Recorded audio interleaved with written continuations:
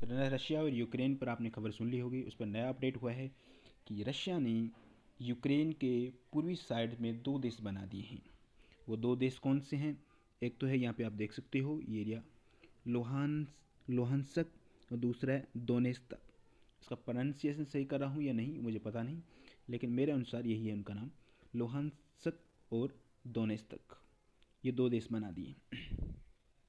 इससे पहले आपको पता है कि रशिया ने यूक्रेन का जो साउथ साइड में जो क्रीमिया था उसे भी हथिया लिया था।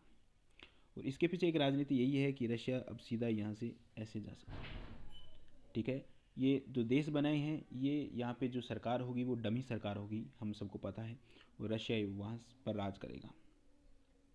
उससे पहले भी आप देख सकते हो 2010 में जो वोटिंग हुई थी, उसमें इधर के जो पूर्व साइड के थे वहाँ के लोग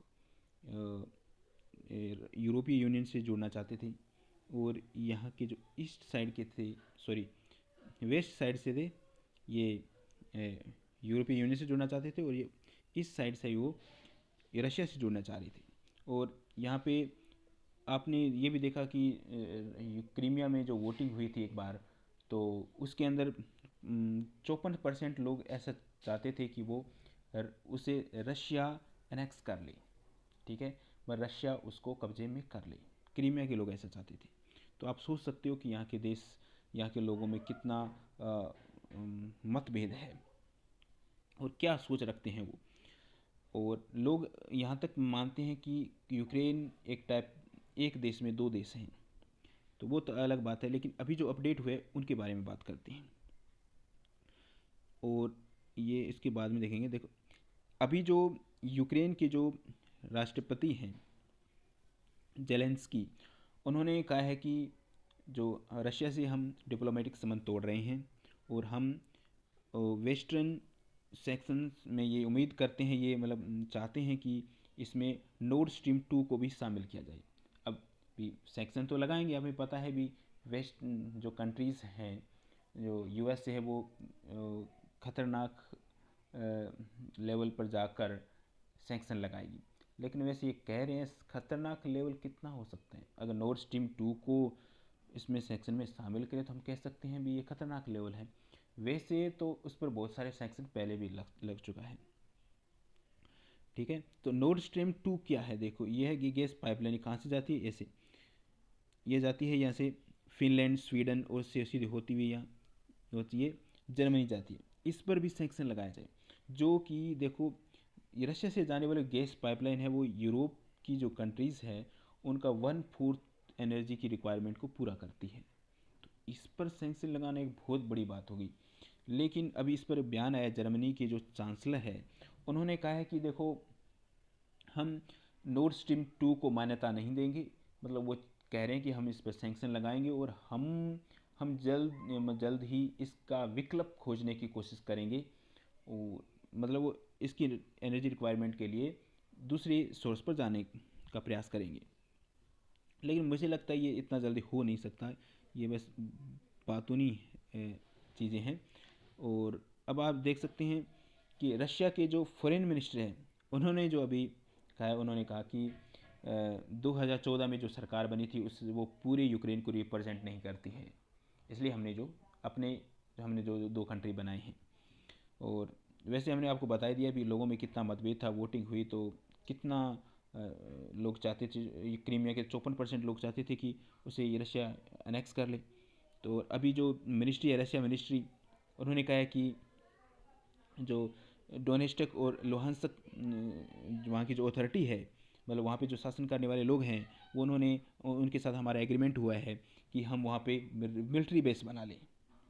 लेकिन अभी हम बनाएंगे नहीं, हमारा एग्रीमेंट हो चुका है। देखो ज़बरदस्त, देखो।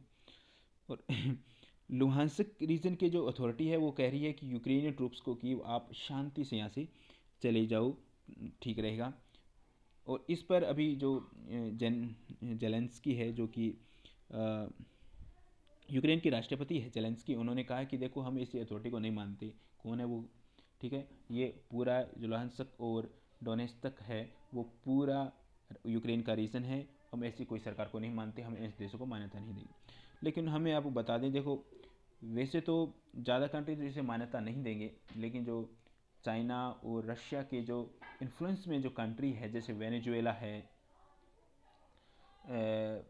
और जो अफ्रीकन कई कंट्रीज़ है, और उसकी उत्तरी सॉरी दक्षिण अमेरिका की कुछ कंट्रीज़ है वेनेजुएला के पास में, तो वो इसे मान्यता देंगी क्योंकि उन पर काफ़ी इन्फ्लुएंस है चाइना और रशिया का। वो इसे मान्यता दे सकते हैं। जैसे ईरान है तो वो इसे मान्यता देंगे, लेकिन और ज़्यादा देश इसे मान्यता नहीं दे देंगे। और वो हमें देख लिया, इसके पीछे भी एक जबरदस्त, ये देखो मैं वो आपको बताया नहीं शायद, हाँ, उन्होंने ये कहा है कि रशिया फेडरेशन चाहता है कि यूनाइटेड नेशन जो बयान दे, ये देखो यहाँ पे लिखा हुआ है कि इस पर कुछ कहने से पहले डोनेस्टिक और लुहांस्क जो वहाँ के जो जिस प्रिंसिपल से वो बने हैं उस पर ध्यान दें।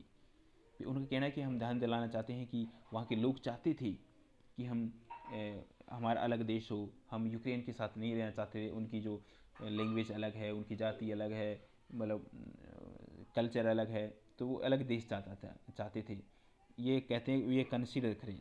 लेकिन ये मेरे अकॉर्डिंग टू मी ये बहुत ही गलत किया है रशिया ने, और हम सबको पता है।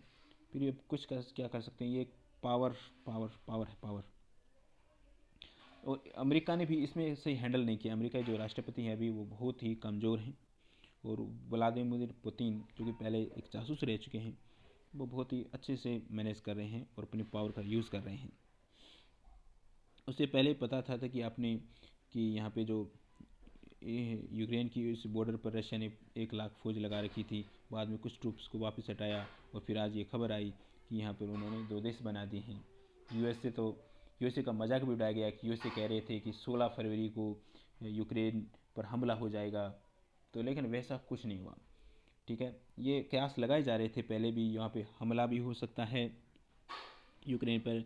कुछ जो एक्सपर्ट्स वो कह रहे थे कि यहाँ पे इस पर कब्जा कर लिया जाएगा, लुहांस्क और डोनेस्टिक जहाँ पे अभी बनाए हैं, ये रीजन यहाँ पे कब्जा कर दिया जाएगा, ताकि वो यहाँ से आराम से क्रीमिया तक पहुँच सके।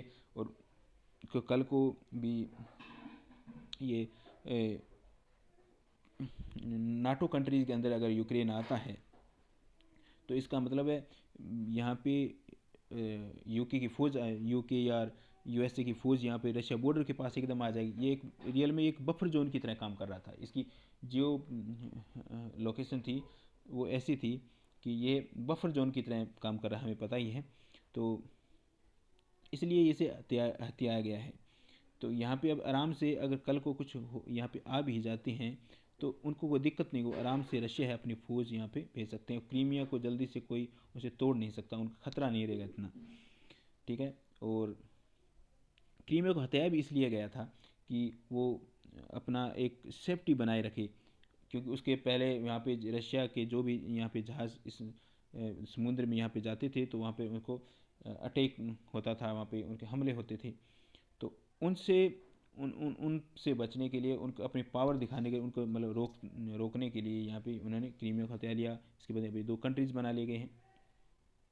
तो आगे की जो नई अपडेट होगी उसके बारे में हम बात करेंगे। जय हिंद, जय भारत।